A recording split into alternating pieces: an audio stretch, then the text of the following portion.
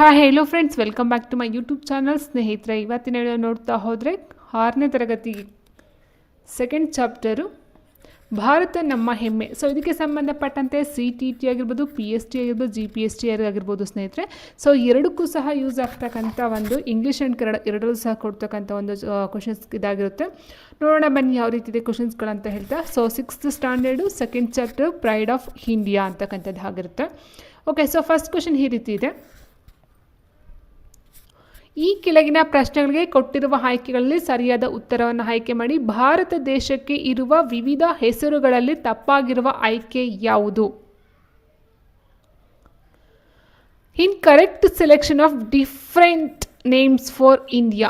ಇಂಡಿಯಾಗೆ ಇರ್ತಕ್ಕಂಥ ಡಿಫ್ರೆಂಟ್ ನೇಮ್ಸ್ಗಳಲ್ಲಿ ತಪ್ಪಾಗಿರ್ತಕ್ಕಂಥ ಒಂದು ಆಯ್ಕೆ ಯಾವುದು? ಆನ್ಸರ್ ಆಪ್ಷನ್ ಡಿ, ಬರ್ಮಾ ಆಗಿರುತ್ತೆ ಸ್ನೇಹಿತರೆ. ಯಾಕೆ ಅಂತ ಹೇಳಿದ್ರೆ ಈ ಭರತಖಂಡ, ಹಿಂದೂಸ್ತಾನ, ಜಂಬೂದ್ವೀಪ ಎಲ್ಲ ಭಾರತಕ್ಕೆ ಇರ್ತಕ್ಕಂಥ ಈ ಥರ ಹೆಸರುಗಳಾದರೆ ಬರ್ಮಾ ಅಂತಕ್ಕಂಥದ್ದು ಏನಿದು ನಾವು ಮಯನ್ಮಾರ್ಗೆ ಇರ್ತಕ್ಕಂಥ ಮಯನ್ಮಾರ್. ಓಕೆ, ಸೊ ಇಲ್ಲಿ ಮಯನ್ಮಾರ್ ಹಿಂದೆ ಬರ್ಮಾ ಅಂತ ಕರಿತಾ ಇದ್ರು, ಇವಾಗ ಮಯನ್ಮಾರ್ ಅಂತ ಕರೀತಾರೆ ಸ್ನೇಹಿತರೆ. ಸೊ ಹಾಗಾಗಿ ಅದು ಇಂಡಿಯಾಗೆ ಇರ್ತಕ್ಕಂಥ ಒಂದು ಹೆಸರಾಗಿರೋದಿಲ್ಲ. ಇನ್ನು ಭರತಖಂಡ, ಹಿಂದೂಸ್ತಾನ, ಜಂಬೂದ್ವೀಪ ಇದೆಲ್ಲ ಭಾರತಕ್ಕೆ ಇರ್ತಕ್ಕಂಥ ಈ ಥರ ಹೆಸರುಗಳಾಗಿರುತ್ತೆ. ಸೊ ಇದಕ್ಕೆ ಸಂಬಂಧಪಟ್ಟ ನೋಡ್ತಾ ಹೋದ ಸ್ನೇಹಿತರೆ, ಭರತಖಂಡ, ಹಿಂದೂಸ್ತಾನ್, ಇಂಡಿಯಾ, ಜಂಬೂದ್ವೀಪ ಇದೆಲ್ಲ ನೋಡ್ತಾ ಹೋಗ್ತೀವಿ. ಬಟ್ ಇದೆಲ್ಲ ಯಾವಾಗ ಬಂತು? ಭಾರತ ಅಂತಕ್ಕಂಥ ಒಂದು ದೇಶಕ್ಕೆ ಇಷ್ಟೆಲ್ಲ ಹೆಸರು ಯಾಕೆ ಕರೀತಾರೆ ಅಂತಕ್ಕಂಥ ಇದರ ಒಂದು ಹಿನ್ನೆಲೆಯನ್ನು ನೋಡ್ತಾ ಹೋದರೆ ಸ್ನೇಹಿತರೆ, ಶೀರ್ಷಿಕೆಯೇ ಸೂಚಿಸುವಂತೆ ಭಾರತವು ಪ್ರಾಚೀನ ಕಾಲದಿಂದಲೂ ವಿವಿಧ ಹೆಸರುಗಳಿಂದ ಕರೆಯಲ್ಪಟ್ಟಿದೆ. ವಿಶೇಷವಾಗಿ ಭಾರತ ಎಂಬ ಹೆಸರಿನಿಂದ ವ್ಯಾಪಕವಾಗಿ ಬಳಸಲಾಗುತ್ತಿದೆ. ನಮ್ಮ ಸಂವಿಧಾನವು ಇದನ್ನು ಸಹ ಒಪ್ಕೊಂಡಿದೆ. ಸೊ ನಾವು ನೋಡ್ತಾ ಹೋದರೆ ಭಾರತದ ಒಂದು ಸಂವಿಧಾನ ಅಂತ ಹೇಳ್ತೀವಿ ಹೊರತು ಈ ಒಂದು ಇಂಡಿಯಾ ಸಂವಿಧಾನ, ಭರತಖಂಡ ಸಂವಿಧಾನ ಅಂತ ಎಲ್ಲೂ ಹೇಳಲ್ಲ. ಸೊ ಭಾರತ ಸಂವಿಧಾನ ಅಂತಲೇ ಹೇಳ್ತಕ್ಕಂಥ ಇಂಡಿಯನ್ ಕಾನ್ಸ್ಟಿಟ್ಯೂಷನ್ ಅಂತ ಹೇಳ್ತೀವಿ ಇಂಗ್ಲೀಷಲ್ಲಿ, ಬಟ್ ಕನ್ನಡದಲ್ಲಿ ಭಾರತ ಸಂವಿಧಾನ ಅಂತ ಕರಿತಾ ಹೋಗ್ತೀವಿ. ಹೌದಾ? ಸೊ ಹೀಗಿರಬೇಕಾದ್ರೆ ನಮ್ಮ ದೇಶಕ್ಕೆ ಭಾರತ ಎಂಬ ಹೆಸರು ಹೇಗೆ ಬಂತು ಅಂತಕ್ಕಂಥ ನಾವು ಪುರಾಣಗಳ ಪ್ರಕಾರ ನೋಡ್ತಾ ಹೋದರೆ, ಪ್ರಥಮ ತೀರ್ಥಂಕರಾದ ಋಷಭನಾಥ, ಅಂದರೆ ಈ ಒಂದು ಜೈನ ಧರ್ಮದ ಒಂದು ಮೊದಲ ತೀರ್ಥಂಕರಾದಂಥ ಋಷಭನಾಥನ ಹಿರಿಯ ಮಗನ ಹೆಸರು ಭರತ. ಓಕೆ, ಸೊ ಅವ್ರೇನು ಮಾಡ್ತಾರೆ, ಫಸ್ಟು ರಾಜನಾಗಿರ್ತಾರೆ. ಸೊ ಹಾಗಾಗಿ ಭರತನು ಆಳಿದಂಥ ಒಂದು ನಾಡು ಈ ಒಂದು ಭರತಖಂಡ ಅನ್ನೋದಕ್ಕೋಸ್ಕರ ಭರತ ವರ್ಷ, ಭಾರತ ದೇಶ, ಭರತಖಂಡ ಈ ರೀತಿ ಹೆಸರುಗಳು ಬರ್ತಾ ಹೋಗುತ್ತೆ. ಇನ್ನು ನೆಕ್ಸ್ಟು ಹಿಂದೂಸ್ತಾನ್. ಇದಕ್ಕೆ ನಾವು ನೋಡ್ತಾ ಹೋದಾಗ ಸುಮಾರು 3000 ವರ್ಷಗಳ ಹಿಂದೆ ಪರ್ಷಿಯಾ ದೇಶದ ಜನರು ಸಿಂಧೂ ನದಿ ಬಯಲಿನ ಜನರೊಂದಿಗೆ ಸಂಪರ್ಕಕ್ಕೆ ಬರ್ತಾರೆ. ಈ ಒಂದು ಸಿಂಧೂ ನದಿ ಅಂತಕ್ಕಂಥದ್ದು ಭಾರತಕ್ಕೆ ಸೇರಿಕೊಂಡಿರ್ತಕ್ಕಂಥದ್ದು. ಸೊ ಸಿಂಧೂ ನದಿಯ ಬಯಲಲ್ಲಿ ಜನರು ಯಾವಾಗ ವಾಸ ಮಾಡ್ತಿರ್ತಾರೋ, ಸೊ ಅಲ್ಲಿನ ಒಂದು ಜನಸಂಖ್ಯೆಯನ್ನು ನೋಡಿದಾಗ ಅಥವಾ ಆ ಒಂದು ಜನಸಂಖ್ಯೆಯನ್ನು ಭೇಟಿ ಮಾಡಿದಾಗ ಪರ್ಷಿಯಾ ದೇಶದ ಜನರೊಂದಿಗೆ ಸಂಪರ್ಕನ ಹೊಂದಾಗ ಏನಾಗುತ್ತೆ, ಅವರು ಇವರನ್ನು ಸಿಂಧೂ ನದಿಯ ಮೇಲೆ ವಾಸ ಮಾಡ್ತಕ್ಕಂಥ ಜನನ ಹಿಂದೂ ಅಂತ ಕರೀತಾರೆ. ಸೊ ಅದೇನು ಸಿಂಧು ಅಂತ ಇತ್ತು, ಸೊ ಅವ್ರನ್ನ ಹಿಂದೂಗಳು ಅಂತ ಕರೆದ್ರು. ಮುಂದೆ ಅದೇ ಸೇಮ್ ಗ್ರೀಕರು ಭಾರತೀಯರೊಂದಿಗೆ ಸಂಪರ್ಕಕ್ಕೆ ಬಂದಾಗ ಅವರು ಸಹ ಇದೇ ಒಂದು ಇದರಲ್ಲಿ ಹಿಂದೂಗಳು, ಸಿಂಡಸ್ ಅಂತ ಕರಿತಾ ಹೋಗ್ತಾರೆ. ಅದನ್ನು ಇಂಡು ಅಂತ ಹೇಳ್ತಾರೆ. ಫಸ್ಟು ಹಿಂದೂ ಅಂತ ಪದ ಬಳಸ್ತಾರೆ, ಅದ ನಂತರ ಸಿಂಡಸ್ ಅಂತ ಬಳಸ್ತಾರೆ, ಅದನ್ನು ಇಂಡು ಅಂತ ಕರಿತಾ ಹೋಗ್ತಾರೆ. ಯಾರು? ಗ್ರೀಕರು. ಅದಾದ ನಂತರ ಏನಾಗುತ್ತೆ, ಪರ್ಷಿಯನ್ನರ ಪ್ರವೇಶದೊಂದಿಗೆ ಹಿಂದೂ ಪದ ಮತ್ತೆ ಬೆಳಕಿಗೆ ಬಂದು ಅವರು ಆ ದೇಶವನ್ನು ಹಿಂದೂಸ್ತಾನ್, ಇಲ್ಲಿಯ ಜನರು ಹಿಂದೂಗಳು ಅಂತ ಹೇಳ್ತಾ ಹೋಗ್ತಾರೆ. ಆ್ಯಂಡ್ ಇಲ್ಲಿರ್ತಕ್ಕಂಥ ಹಿಂದೂ ಧರ್ಮ ಅನ್ನೋ ಒಂದು ಪದನ ಪರ್ಷಿಯನರು ಕೊಡ್ತಾರೆ ಸ್ನೇಹಿತರೆ. ಇಲ್ಲೇನಾಗುತ್ತೆ, ಈಗ ಇಂಡಿಯಾ, ಹೌದಾ? ಸೊ ಇಂಡಿಯಾನ ಕನ್ನಡ ನಾವು ಭಾರತ ಅಂತ ಹೇಳ್ತೀವಿ. ಸೊ ಈ ಒಂದು ಭಾರತನ ಇಂಡಿಯಾ ಇಂಗ್ಲೀಷಲ್ಲಿ ಹೇಳ್ತೀವಿ. ಸೊ ಆಂಗ್ಲರ ಪ್ರಭಾವದಿಂದಾಗಿ ಪಾಶ್ಚಾತ್ಯರಿಗೆ ಈ ದೇಶ ಇಂಡಿಯಾ ಅಥವಾ ಹಿಂದೂಯಿಸಮ್ ಅಂತ ಹೇಳ್ತಾ ಹೋಗ್ತೀವಿ. ಸೊ ಭಾರತವನ್ನು ಇಂಡಿಯಾ ಅಂತ ಹೇಳ್ತಾರೆ ಆಂಗ್ಲ ಭಾಷೆಯಲ್ಲಿ ಅಥವಾ ಇಂಗ್ಲೀಷ್ ಭಾಷೆಯಲ್ಲಿ. ಹಿಂದೂ ಧರ್ಮವನ್ನು ಹಿಂದೂಯಿಸಮ್ ಅಂತಕ್ಕಂಥ ಹೊರದೇ ಆದ ಒಂದು ಭಾಷೆಯಲ್ಲಿ ಅದನ್ನು ಪದವನ್ನು ಕೊಡ್ತಾರೆ ಸ್ನೇಹಿತರೆ. ಸೊ ಈ ರೀತಿ ನಾವು ಈ ಒಂದು ಇಂಡಿಯಾ ಆಗಿರ್ಬೋದು, ಭಾರತ ಆಗಿರ್ಬೋದು, ಭರತ ಖಂಡ ಆಗಿರ್ಬೋದು, ಸೊ ಈ ರೀತಿ ನಾವು ನೋಡ್ತಾ ಹೋಗ್ತೀವಿ. ಓಕೆ, ಆ್ಯಂಡ್ ನೆಕ್ಸ್ಟ್ ನೋಡ್ತಾ ಹೋದರೆ ಭಾರತ ದೇಶವನ್ನು ಹಿಂದೂಸ್ತಾನ್ ಎಂದು ಕರೆದ ವಿದೇಶಿಗರು ಯಾರು? The foreigners who called India and as Hindustan ಅಂತ ಕರೆದಿರ್ತಕ್ಕಂಥ ವಿದೇಶಿಗರು ಯಾರು?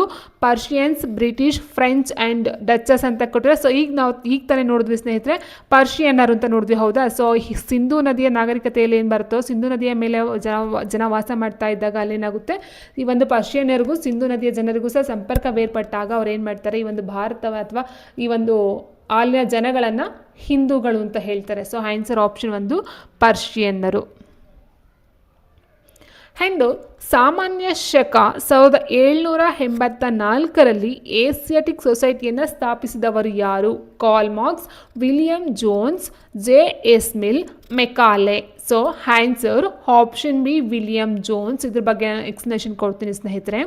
ನೋಡಿ ಏನಿದೆ ಅಂತೇಳಿದ್ರೆ, the founder of the Asiatic society in 1784 is Karl Marx, William Jones, J S Mill and Macaulay ಅಂತ ಕೊಟ್ಟಿದ್ದಾರೆ. Answer option B William Jones ಅಂತಕ್ಕಂಥದ್ದು ಆಗಿರುತ್ತೆ ಸ್ನೇಹಿತರೆ. ಯಾಕೆ ಅಂತ ಹೇಳಿದ್ರೆ ನೋಡಿ ಇಲ್ಲಿದೆ ನೋಡಿ, ವಿಲಿಯಂ ಜೋನ್ಸ್ ಅಂತಕ್ಕಂಥವ್ರು ಏನಿದ್ದಾರೋ, ಸೊ ಇವರು ಏನು ಮಾಡ್ತಾರೆ, ಇವರೊಬ್ಬರು ಸುಪ್ರೀಂ ಕೋರ್ಟ್ನ ನ್ಯಾಯಾಧೀಶರಾಗಿರ್ತಾರೆ, ಮೇಧಾವಿ ಮತ್ತು ಸಂಸ್ಕೃತ ಕಲಿತವರು ಸಹ ಆಗಿರ್ತಾರೆ. ಇವರು ಸಂಸ್ಕೃತ ಭಾಷೆಯ ನುಡಿಗಟ್ಟು ಅದ್ಭುತ ಅಂತಕ್ಕಂಥ ಒಂದು ಪದವನ್ನು ಕೊಡ್ತಾರೆ ಸ್ನೇಹಿತರೆ. ಆ್ಯಂಡ್ ಇವ್ರು ಏನು ಮಾಡ್ತಾರೆ ಅಂತ ಹೇಳಿದ್ರೆ 1784ರಲ್ಲಿ ಏಸ್ಥೆಟಿಕ್ ಸೊಸೈಟಿಯನ್ನು ಸ್ಥಾಪನೆ ಮಾಡ್ತಾರೆ. ಆ್ಯಂಡ್ ಶಾಲೆಯನ್ನು ಸಾಮಾನ್ಯ ಶಕ 1832ರಲ್ಲಿ ಆ ಒಂದು ಏಷಿಯಾಟಿಕ್ ಸೊಸೈಟಿ ಅಂತಕ್ಕಂಥದ್ದು ಏಷಿಯಾಟಿಕ್ ಸೊಸೈಟಿ ಆಫ್ ಬೆಂಗಾಲ್ ಅಂತಕ್ಕಂಥ ಹೆಸರನ್ನು ಮತ್ತೆ ಮರುನಾಮಕರಣವನ್ನು ಮಾಡ್ತಾರೆ 1832ರಲ್ಲಿ. ವೆರಿ ಇಂಪಾರ್ಟೆಂಟ್ ಸ್ನೇಹಿತರೆ. ಸೊ ಆ್ಯಂಡ್ ಈ ಒಂದು ಸಂಸ್ಥೆ ಏನು ಮಾಡುತ್ತೆ, ಸೊ ಭಗವದ್ಗೀತೆ ಅಂತಕ್ಕಂಥ ಒಂದು ಏನು ಸಂಸ್ಕೃತ ಕೃತಿ ಇರುತ್ತೋ, ಸೊ ಅದನ್ನು ಇಂಗ್ಲೀಷ್ ಭಾಷೆಗೆ ತರ್ಜಮೆ ಮಾಡ್ತಾರೆ, ಭಾಷಾಂತರವನ್ನು ಮಾಡ್ತಕ್ಕಂಥದ್ದು ಆಗಿರುತ್ತೆ. ಓಕೆ, ಇನ್ನು ವಿಲಿಯಂ ಜೋನ್ಸ್ ಬಂದು ಶಾಕುಂತಲ ಅಂತಕ್ಕಂಥ ಒಂದು ಕೃತಿಯನ್ನು, ಸಂಸ್ಕೃತ ಕೃತಿಯನ್ನು ಇಂಗ್ಲೀಷ್ನಲ್ಲೂ ಸಹ ತರ್ಜಮೆ ಮಾಡ್ತಾ ಹೋಗ್ತಾರೆ. ಓಕೆ, ಇಷ್ಟು ನೋಡ್ತಾ ಹೋಗಿ 1784ರಲ್ಲಿ ಏಸ್ಥೆಟಿಕ್ ಸೊಸೈಟಿಯನ್ನು ಸ್ಥಾಪಿಸ್ತಾರೆ ಯಾರು ಅಂತ ಹೇಳಿದ್ರೆ ಜೋನ್ಸ್ರವರು, ವಿಲಿಯಂ ಜೋನ್ಸ್ರವರು. ಆ್ಯಂಡ್ ಇದನ್ನು 1832ರಲ್ಲಿ ಮತ್ತೆ ಹೆಸರನ್ನ ಚೇಂಜ್ ಮರುನಾಮಕರಣ ಮಾಡ್ತಾರೆ, ಏಸ್ಥೆಟಿಕ್ ಸೊಸೈಟಿ ಆಫ್ ಬೆಂಗಾಲ್ ಅಂತಕ್ಕಂಥದ್ದು ಆಗಿರುತ್ತೆ ಸ್ನೇಹಿತರೆ. ಆ್ಯಂಡ್ ನೆಕ್ಸ್ಟ್ ನೋಡ್ತಾ ಹೋದರೆ, ಶೂನ್ಯ ಅಥವಾ ಸೊನ್ನೆಯನ್ನು ಮೊಟ್ಟ ಮೊದಲು ಒಂದು ಸಂಖ್ಯಾ ಸೂಚಕವಾಗಿ ಬಳಸಿದ ಕೀರ್ತಿ ಇವರಿಗೆ ಸಲ್ಲುತ್ತದೆ. ಯಾರಿಗೆ? ಬ್ರಿಟಿಷರಿಗೆ, ಫ್ರೆಂಚರಿಗೆ, ಅರಬ್ಬರಿಗೆ ಮತ್ತು ಭಾರತೀಯರಿಗೆ. ಸೊ ಶೂನ್ಯ ಅಥವಾ ಸೊನ್ನೆ ಅಂತಕ್ಕಂಥದ್ದನ್ನ ಕಂಡಿರ್ತಕ್ಕಂಥದ್ದು ಯಾರಂತ ಹೇಳಿದ್ರೆ ಮೊಟ್ಟ ಮೊದಲ ಬಾರಿಗೆ ಅದು ಭಾರತೀಯರಾಗಿರ್ತಾರೆ ಸ್ನೇಹಿತರೆ. ನೋಡಿ, first to use zero has a numeral is. First to use zero as a number, ಒಂದು ಝೀರೋವನ್ನು ಸಂಖ್ಯೆಯಾಗಿ ಯೂಸ್ ಮಾಡ್ತಕ್ಕಂಥ ಸಂಖ್ಯಾ ಸೂಚಕವಾಗಿ ಯೂಸ್ ಮಾಡಿದವರು ಯಾರು? ಬ್ರಿಟಿಷರು, French, Arabs and Indians. Answer option D Indians, ಭಾರತೀಯರು ಆಗಿರ್ತಾರೆ. ಸೊ ನೋಡಿ ಇಲ್ಲಿದೆ, ಭಾರತೀಯರು ಏನೆಲ್ಲ ಕಂಡುಹಿಡಿತಾರೆ ಅಂತ ಹೋದಾಗ ನಾವು ನೋಡ್ತಾ ಹೋದಾಗ ಸ್ನೇಹಿತರಲ್ಲಿ ಬರ್ತಾರೆ, ಅಶೋಕನ ಶಿಲಾಶಾಸನ ಅಂತ ಅಥವಾ ಲೇಖನಗಳಲ್ಲಿ ಅಂಕಿಗಳನ್ನು ವಿಪುಲವಾಗಿ ಬೆಳೆಸಿರ್ತಾರಂತೆ. ಸೊ ಅದರ ಜೊತೆಗೆ ಏನಾಗುತ್ತೆ, ಇದು 2300 ವರ್ಷಗಳಷ್ಟು ಹಿಂದಿನದು ಅಶೋಕನ ಶಾಸನಗಳು ನೋಡ್ತಾ ಹೋದಾಗ. ಅದಾದ ನಂತರವೂ ಅಷ್ಟೇ 1000 ವರ್ಷಗಳ ಕಾಲ ಯುರೋಪಿನ ಯಾವುದೇ ರಾಷ್ಟ್ರಗಳಲ್ಲಿ ಈ ಒಂದು ಅಂಕಿಗಳ ಬಳಕೆ ಅಥವಾ ಒಂದು ಸುಳಿವು ಎಲ್ಲೂ ಸಹ ನಮಗೆ ಸಿಕ್ಕಿಲ್ಲ. ಸೊ ಹಾಗಾಗಿ ಈ ಒಂದು ಅಶೋಕನ ಶಿಲಾಶಾಸನಗಳ 2300 ವರ್ಷಗಳ ಹಿಂದೆನೇ ಸಿಕ್ಕಿತ್ತು. ಸೊ ಹಾಗಾಗಿ ಇದರ ಒಂದು ಕೊಡುಗೆ ಭಾರತದವರದು ಅಂತ ಹೇಳ್ತಾ ಹೋಗ್ತಾರೆ. ಅಂಕಿಗಳು, ದಶಮಾಂಶ, ಭಿನ್ನರಾಶಿ, ಬೀಜಗಣಿತ ಇವೆಲ್ಲವಕ್ಕೂ ಗಣಿತಕ್ಕೆ ಮೊದಲು ಒಂದು ಸಂಖ್ಯಾ ಸೂಚಕವಾಗಿ ಬಳಸಿದ ಕೀರ್ತಿ ಭಾರತೀಯರಿಗೆ ಸಲ್ಲುತ್ತದೆ. ಸೊ ಸೊನ್ನೆ ಬಳಕೆಯಿಂದ ಲೆಕ್ಕಾಚಾರ ತೊಡಕು ಬಗೆಹರಿಯಿತು. ಸೊ ಹಾಗಾಗಿ ಸೊನ್ನೆಯನ್ನು ಕಂಡಿರ್ತಕ್ಕಂಥರು ಭಾರತೀಯರಾಗಿರ್ತಾರೆ ಸ್ನೇಹಿತರೆ. ಓಕೆ, ಆ್ಯಂಡ್ ನೆಕ್ಸ್ಟ್ ಕ್ವೆಶನ್ ನೋಡ್ತಾ ಹೋದರೆ, ಜಗತ್ತಿಗೆ ಯೋಗಶಾಸ್ತ್ರ ಮತ್ತು ಸಂಸ್ಕೃತವನ್ನು ಪರಿಚಯಿಸಿದವರು ಯಾರು ಅಂತ ಕೊಟ್ಟಿದ್ದಾರೆ. ಭಾರತೀಯರಿಗೆ, ಡಚ್ಚರು, ಚೀನಾರು ಆ್ಯಂಡ್ ಬ್ರಿಟಿಷರು. ಸೊ ಓಕೆ, ಜಗತ್ತಿಗೆ ಯೋಗಶಾಸ್ತ್ರ ಮತ್ತು ಸಂಸ್ಕೃತವನ್ನು ಪರಿಚಯಿಸಿದವರು ಯಾರು ಅಂತ ಹೇಳಿದ್ರೆ ಆಪ್ಷನ್ ಎ ಭಾರತೀಯರೇ ಆಗಿರ್ತಾರೆ ಸ್ನೇಹಿತರೆ. So the country which introduced yoga, shastra and Sanskrit to the world is Indians, Dutch, Chinese, British ಅಂತ ಕೊಟ್ಟಿದ್ದಾರೆ. So answer option A Indians. And next ನಾವು ನೋಡ್ತಾ ಹೋದರೆ ಸ್ನೇಹಿತರೆ, ಜಗತ್ತಿನ ಶ್ರೇಷ್ಠ ವಾಸ್ತುಶಿಲ್ಪಗಳಲ್ಲಿ ಒಂದಾದ ಅಂಕೋರವಾಟ್ ಹಿಂದೂ ದೇವಾಲಯ ಈ ದೇಶದಲ್ಲಿದೆ. ಅಂಕೋರವಾಟ್ ಹಿಂದೂ ದೇವಾಲಯ ಈ ದೇಶದಲ್ಲಿದೆ. Bharat, Nepal, Cambodia, Afghanistan. So answer ಬಂದು ಆಪ್ಷನ್ ಸಿ ಕಾಂಬೋಡಿಯಾ. ಸೊ ಇಂಗ್ಲೀಷ್ನ ನೋಡ್ತಾ ಹೋದ ಸ್ನೇಹಿತರೆ ನೋಡಿ, ಸಿಕ್ಸ್ತ್ ಒಂದು one of the world's greatest architecture Angkor Wat Hindu temple is located in India, Nepal, Cambodia and Afghanistan ಅಂತ ಕೊಟ್ಟಿದ್ದಾರೆ. So one of the world greatest architecture Angkor Wat ಅಂತಕ್ಕಂಥದ್ದು ಹಿಂದೂ ಟೆಂಪಲ್ ಎಲ್ಲಿ ಕಂಡು ಬರುತ್ತೆ ಅಂತ ಹೇಳಿದ್ರೆ ಆಪ್ಷನ್ ಸಿ ಕಾಂಬೋಡಿಯಾ. ಸೊ ನೋಡಿ, ಇದಕ್ಕೆ ಸಂಬಂಧಪಟ್ಟಂತೆ ನೋಡ್ತಾ ಹೋದ್ರೆ ಸ್ನೇಹಿತರೆ,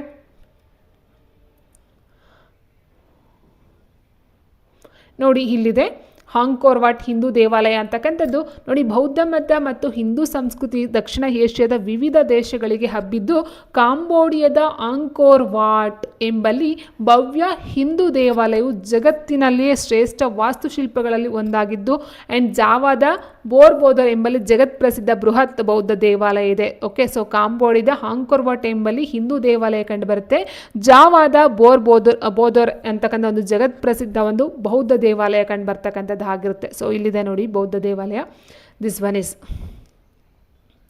ಆ್ಯಂಡ್ ನೆಕ್ಸ್ಟ್ ಸ್ನೇಹಿತರೆ, ಈ ಕೆಳಗಿನಲ್ಲಿ ಸರ್ವಕಾಲಿಕ ಭಾರತೀಯ ಮೌಲ್ಯ ಅಲ್ಲ ಅಂತ ಹೇಳಿದರೆ ಅಹಿಂಸೆ, ಆಚಾರ್ಯ ದೇವೋಭವ, ಸರ್ವಧರ್ಮ ಸಮಾನತೆ, ಹಿಂಸೆ. ಸೊ ಹಿಂಸೆ ಅಂತಕ್ಕಂಥ ನಾವೆಲ್ಲೇ ನೋಡು ಅಷ್ಟೇ, ಹಿಂಸೆ ಅಂತಕ್ಕಂಥ ಯಾರೂ ಸಹ ಒಪ್ಪಲ್ಲ ಸ್ನೇಹಿತರೆ, ಇದೊಂದು ಭಾರತೀಯ ಮೌಲ್ಯ ಅಲ್ವೇ ಅಲ್ಲ. ಸೊ ಆನ್ಸರ್ ಆಪ್ಷನ್ ಡಿ ಆಗಿರುತ್ತೆ. ಅಹಿಂಸೆ, ಆಚಾರ್ಯ ದೇವೋಭವ, ಸರ್ವಧರ್ಮ ಸಮಾನತೆ, ಸೊ ಇದೆಲ್ಲ ಬರ್ತಕ್ಕಂಥದ್ದು ಭಾರತೀಯ ಮೌಲ್ಯಗಳಾಗಿರುತ್ತೆ. ಸೊ ನೆಕ್ಸ್ಟ್ ನಾನು ಕೊಡ್ತೀನಿ ಸ್ನೇಹಿತರೆ ಯಾವುದ್ಯಾವುದಂತ. ಸೊ ಅದರ ಜೊತೆಗೆ ಇಂಗ್ಲೀಷ್ ವರ್ಷನ್ ನೋಡೋದಾದರೆ ನಾವು one of the following is not an all time Indian value. So non violence, acharya devo bhava, tolerance of all faiths, violence ಅಂತ ಕೊಟ್ಟಿದ್ದಾರೆ. So answer option D violence ಆಗಿರುತ್ತೆ. ಓಕೆ, ಸೊ ಕ್ವಶನ್ ಅರ್ಥ ಆಯ್ತಲ್ವಾ? ಸೊ ಇದಕ್ಕೆ ಆನ್ಸರ್ನ ನೋಡ್ತಾ ಹೋದ ಸ್ನೇಹಿತರೆ ನೋಡಿ ಇಲ್ಲಿದೆ. ಸಾರ್ವಕಾಲಿಕ ಭಾರತೀಯ ಮೌಲ್ಯಗಳು ಯಾವ್ದ್ಯಾವ್ದು ಬರುತ್ತೆ ಅಂತ ಹೇಳಿದ ಸ್ನೇಹಿತರೆ, ಆಚಾರ್ಯ ದೇವೋಭವ ಅಂತಕ್ಕಂಥದ್ದು ಬರುತ್ತೆ. ಆಚಾರ್ಯ ದೇವೋಭವ ಅಂತ ಹೇಳಿದಾಗ ಇಲ್ಲಿ ಗುರುಗಳು ಯಾರಿರ್ತಾರೋ ಸೊ ಅವರಿಗೆ ಪೂಜ್ಯ ಭಾವನೆಯಿಂದ ಮಾಡ್ತಕ್ಕಂಥದ್ದಾಗಿರ್ಬೋದು, ತಂದೆ ತಾಯಿ ಆಚಾರ್ಯ ಅತಿಥಿಗಳನ್ನು ದೇವರಂತೆ ಭಾವಿಸ್ತಕ್ಕಂಥದ್ದಾಗಿರ್ಬೋದು, ಇದೊಂದು ಭಾರತೀಯ ಮೌಲ್ಯಗಳಲ್ಲಿ ಬರ್ತಕ್ಕಂಥದ್ದಾಗಿರುತ್ತೆ. ಇನ್ನು ಅಹಿಂಸೆ ಅಂತಕ್ಕಂಥದ್ದನ್ನ ನೋಡ್ತಾ ಹೋದಾಗ ಬೌದ್ಧ ಆಗಿರ್ಬೋದು, ಜೈನ ಧರ್ಮಗಳಾಗಿರ್ಬೋದು, ಮತ್ತು ಮಹಾತ್ಮ ಗಾಂಧೀಜಿಯವರಾಗಿರ್ಬೋದು, ಇವರೆಲ್ಲ ಅಹಿಂಸೆಗೆ ಹೊತ್ತು ಕೊಟ್ಟು ಒಂದು ಟೈಮಲ್ಲಿ ಮಾಡ್ತಕ್ಕಂಥ ಕೆಲಸಗಳನ್ನ ಮಾಡ್ತಾರೆ ಸ್ನೇಹಿತರೆ. ಸೊ ಅಹಿಂಸೆ ಅಂತಕ್ಕಂಥದ್ದು ಭಾರತೀಯ ಒಂದು ಮೌಲ್ಯಗಳಲ್ಲಿ ಒಂದಾಗಿರುತ್ತೆ. ಇನ್ನು ಎಲ್ಲ ಜನರು ಸುಖಿಗಳಾಗಲಿ, ಸರ್ವೇ ಜನ ಸುಖಿನೋ ಭವಂತು, ವಸುದೈವ ಕುಟುಂಬಕಂ ಅಂತಕ್ಕಂಥದ್ದು ಸಹ ಈ ಒಂದು ಭಾರತೀಯ ಮೌಲ್ಯಗಳಾಗಿರುತ್ತೆ. ಅದಾದ ನಂತರ ಸರ್ವಧರ್ಮ ಸಮಾನತೆ, ಅಂದರೆ ಎಲ್ಲ ಧರ್ಮವೂ ಒಂದೇನೆ. ಸೊ ಎಲ್ಲ ಅಂದರೆ ದೇವರು ಒಬ್ಬನೇ, ನಾಮ ಹಲವು ಎಂಬ ಧ್ಯೇಯ ವಾಕ್ಯದೊಂದಿಗೆ ವೇದ ವಾಕ್ಯದೊಂದಿಗೆ ನೋಡ್ತಾ ಹೋಗ್ತೀವಿ. ಸರ್ವಧರ್ಮ, ಎಲ್ಲ ಧರ್ಮಗಳು ಸಹ ಸಮಾನ ಅಂತಕ್ಕಂಥದ್ದು ಒಂದು ಮೌಲ್ಯವನ್ನು ನೋಡ್ತಾ ಹೋಗ್ತೀವಿ ಸ್ನೇಹಿತರೆ. ಸೊ ಹಾಗಾಗಿ ಇಲ್ಲಿ ನಾವು ಆನ್ಸರ್ನ ಯಾವ್ದು ತಗೊಳ್ಬೇಕಾಗುತ್ತೆ, ಹಿಂಸೆ ಅಂತಕ್ಕಂಥದ್ದು, ಹಿಂಸೆ ಮಾಡ್ತಕ್ಕಂಥದ್ದು ಭಾರತೀಯ ಮೌಲ್ಯಗಳಲ್ಲಿ ಬರೋದಿಲ್ಲ.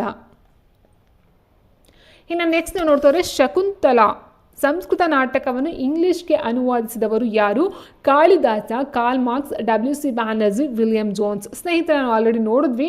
ಈ ಶಾಕುಂತಲ ಅಂತಕ್ಕಂಥದ್ದು ಏನಿದೆಯೋ ಅಭಿಜ್ಞಾನ ಶಾಕುಂತಲ ಅಥವಾ ಶಾಕುಂತಲ ಅಂತಕ್ಕಂಥದ್ದು ಕಾಳಿದಾಸರವರು ಬರೆದಿರ್ತಕ್ಕಂಥ ಒಂದು ಸಂಸ್ಕೃತ ನಾಟಕ ಆಗಿದೆ ಸ್ನೇಹಿತರೆ. ಅದನ್ನು ಇಂಗ್ಲಿಷ್ಗೆ ಅನುವಾದಿಸಿದವರು, ಟ್ರಾನ್ಸ್ಲೇಷನ್ ಮಾಡ್ತಕ್ಕಂಥವ್ರು ಯಾರು ಅಂತ ಹೇಳಿದ್ರೆ ವಿಲಿಯಂ ಜೋನ್ಸ್ ರವರಾಗಿರ್ತಾರೆ. So answer option D, William Jones ರವರು ಶಕುಂತಲ ಅಂತಕ್ಕಂಥ ಒಂದು ಸಂಸ್ಕೃತ ನಾಟಕವನ್ನು ಇಂಗ್ಲಿಷ್ ಭಾಷೆಗೆ ತರ್ಜುಮೆ ಮಾಡ್ತಕ್ಕಂಥ ವ್ಯಕ್ತಿ ಅವರಾಗಿರ್ತಾರೆ. Okay, so ಹಾಗಿರ್ಬೇಕಾದ್ರೆ